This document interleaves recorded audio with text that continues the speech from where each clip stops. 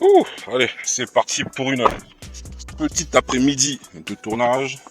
Ouh, les gars, franchement, je suis KO. Je suis KO aujourd'hui.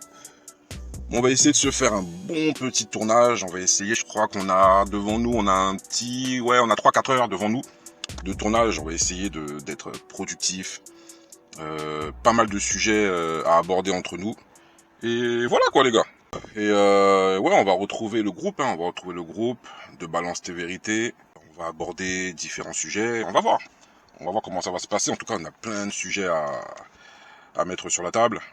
On va peut-être aussi faire des petits débriefings de sujets qu'on a tournés précédemment, histoire de remettre certaines choses au clair aussi. On verra.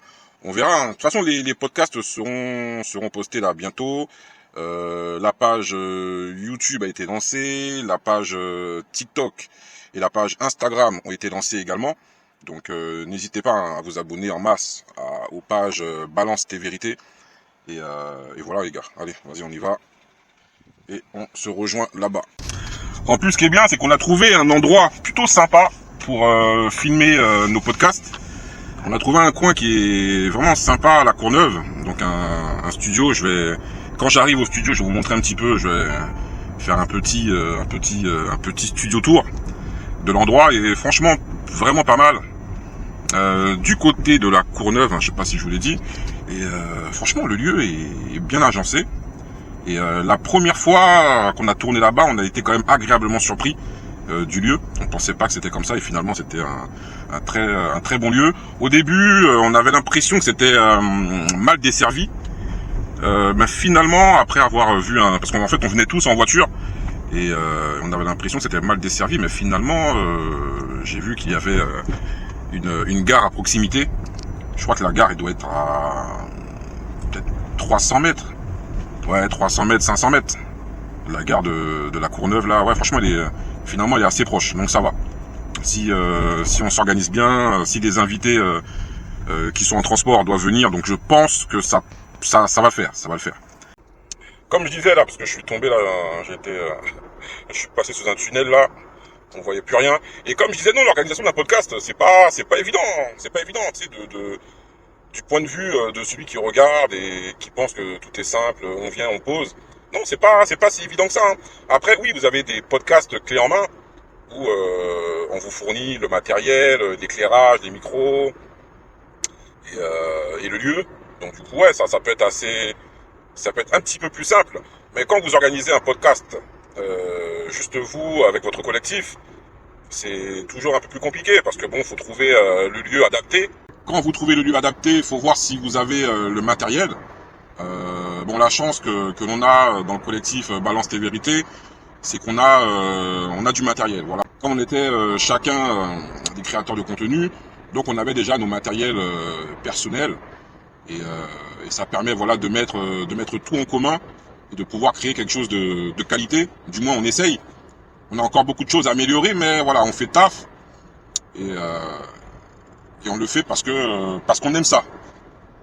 Et il y avait un sujet que je voulais aborder, c'est le sujet de la rentabilité d'être créateur de contenu. Les gars, ne faites pas ça pour vous dire que vous allez gagner des millions, etc.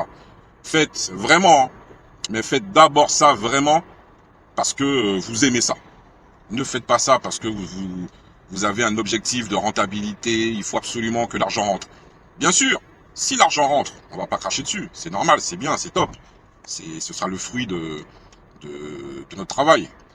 Mais quand tu es un créateur de contenu, vaut mieux faire les choses parce que t'aimes faire les choses, parce que t'aimes discuter, parce que t'aimes partager de la valeur avec les gens et pas parce que tu veux à tout prix monétiser, tu veux à tout prix que voilà quoi, tu te dis voilà, je vais être riche, ça y est, je suis créateur de contenu, vous allez avoir des sponsors dans tous les sens. Non, ça se passe pas comme ça. Ça ne se passe pas du tout comme ça.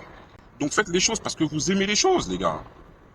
Ne faites pas les choses parce que vous voulez de la rentabilité tout de suite. Ça ne va pas arriver tout de suite. Il faut bosser dur.